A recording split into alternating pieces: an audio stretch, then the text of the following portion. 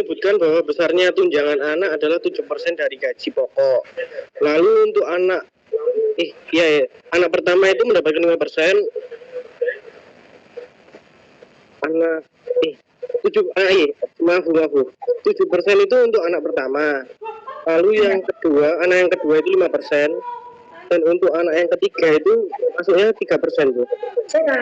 Aku tuh bingung ya, itu tuh yang untuk PTKP atau untuk penggajian tuh? Nah itu saya kurang tahu, Bu. Nanti Bu Yuni juga akan mengumpulkan ini ya. Sebelum kita masuk ke hitung-hitungan gaji, kita akan lihat lagi aturannya apakah, coba Bu Yuni tanya ke bagian penggajian, apakah masih menggunakan 2%-an atau sudah berjenjang seperti itu ya.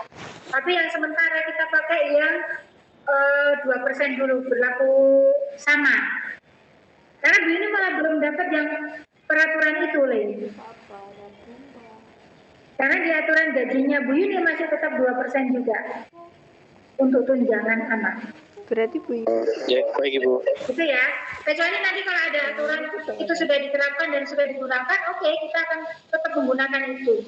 Coba nanti Bu Yuni juga tanya ke, bukan hanya aturan tapi dalam aplikasiannya itu seperti apa, gitu ya.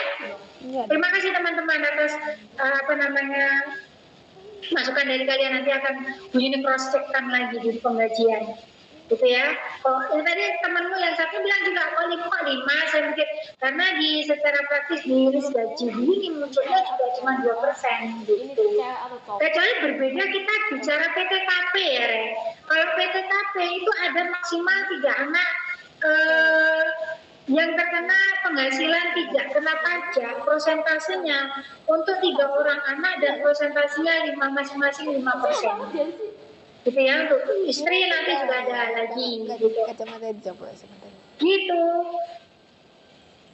Kemudian nanti ada lagi tunjangan struktural, ada tunjangan fungsional ya. Tunjangan fungsional itu apa? Tunjangan fungsional itu terkait dengan kompetensi.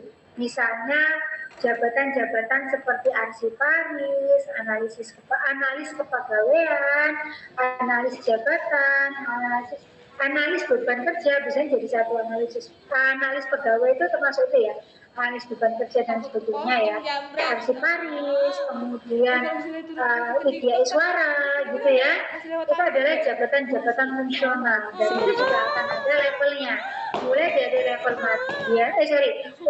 pratama, madya, dan utama. Nah, ada 3 level. Nah, apa bedanya dengan jabatan struktural? Biasanya jabatan struktural itu terkait dengan jabatan kepemimpinan, jabatan struktur organisasi kepemimpinan. Misalnya kepala badan, subbagian, kaitannya dengan apa? Eselon 1, eselon 2, eselon 3 gitu ya. Dan nominalnya maksudnya orang-orang yang nggak pengen kamu fungsi ya. Nah, berbeda dengan golongan gaji, pangkat golongan tadi ya, 1A, 2A, 3A gitu ya.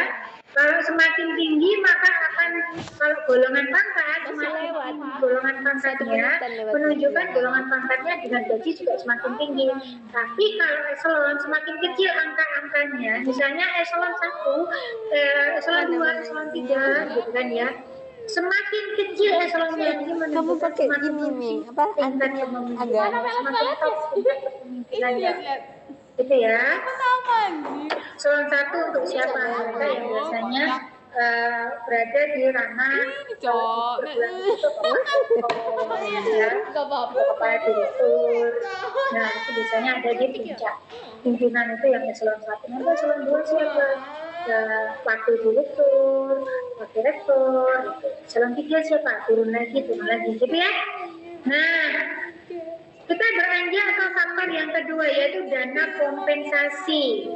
Ternyata ini juga menentukan besarnya kompensasi. Dana kompensasi itu apa? Dana pendanaan atau budget yang dimiliki oleh organisasi untuk menggaji pegawai.